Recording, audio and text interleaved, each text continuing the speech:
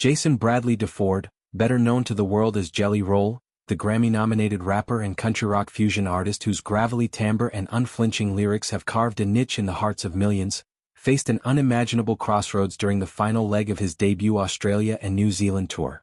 What was poised to be a triumphant capstone, a sold-out spectacle at Auckland's outer fields at Western Springs, unraveled in a matter of hours, leaving fans stunned and the artist himself gutted by the necessity of cancellation due to unforeseen health complications.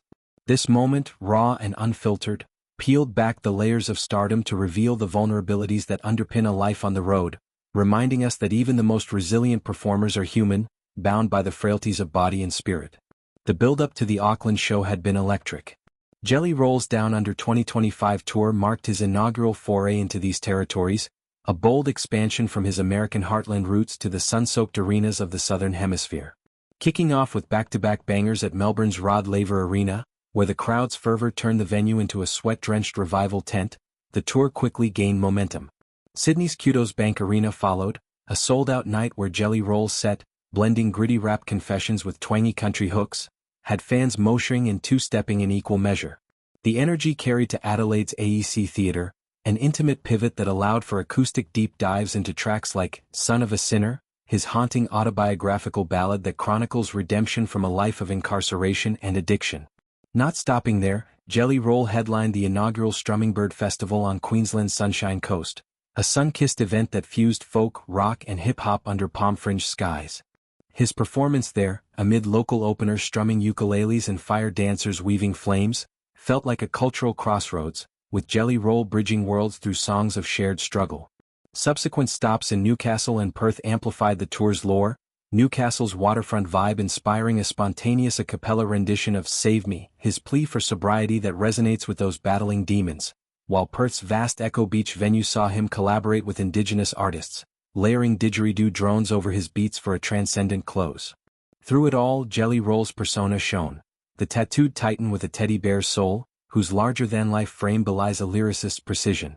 His music, a gumbo of outlaw country, trap influences and gospel redemption arcs, has propelled him from Nashville's underground to arena status. Albums like Whitsett Chapel, his 2023 major label debut, earned critical raves for their honesty. Tracks dissecting opioid epidemics, prison hierarchies and the grind of fatherhood. Fans adore his accessibility. Meet and greets often turn therapeutic, with attendees sharing scars in exchange for signed setlists. Yet, beneath the bravado lies a man who stared down mortality, multiple incarcerations, a suicide attempt in his youth, and a recent weight loss journey that shed over 100 pounds, transforming his health narrative from cautionary tale to inspirational saga. It was this very humanity that surfaced so starkly on the eve of Auckland. Hours before doors were set to open, Jelly Roll turned to Instagram stories, his platform of choice for unvarnished updates, to deliver the news. In a video, his voice thick with regret, eyes shadowed by exhaustion, he addressed his Dear Auckland directly, "I've done everything I can. I just can't shake it." The "it" was illness, a vague but ominous foe that had dogged him intermittently through the tour, manifesting as fatigue, respiratory woes, and the kind of bone-deep weariness that defies adrenaline. "It breaks my heart," he continued, voice cracking. "I've probably missed 3 shows in the last decade. I pride myself on showing up no matter what. Just couldn't do it this time. Please forgive me." The plea hung heavy, a stark contrast to his usual bombast, underscoring a performer's code.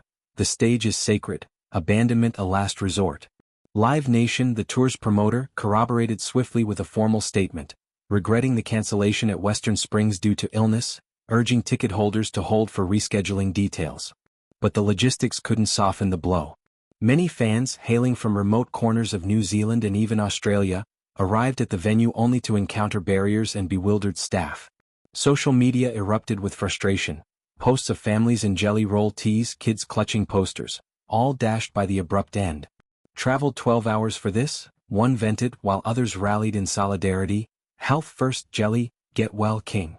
The late notice amplified the disappointment, turning what could have been a logistical hiccup into an emotional gut punch, especially for first-timers eager for his Kiwi debut.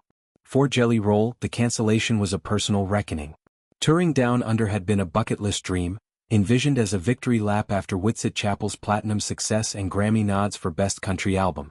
His setlists, clocking in at 2 hours of high-octane delivery, demanded vocal acrobatics and physical endurance, jumping from the need of favor Hook's raw plea to halfway to hell, as rollicking cautionary tale.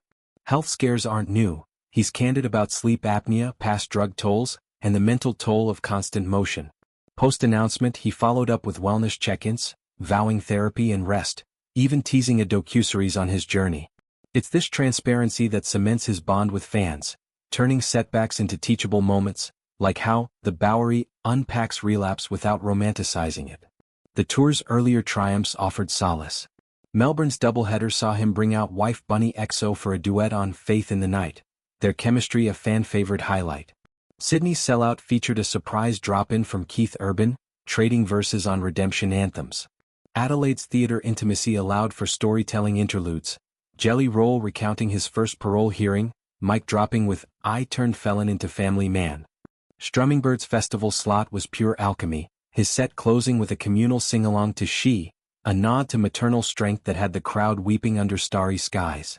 Newcastle and Perth built on this, with Perth's beachside acoustics amplifying burning into a bonfire catharsis. Looking forward, rescheduling looms, but so does reflection. Jelly Roll's narrative, rising from Nashville's Clarksville projects, where music was escape from juvie stints, mirrors the underdog tales he spins. His philanthropy via the Jelly Roll Foundation aiding at-risk youth underscores his ethos, art as activism.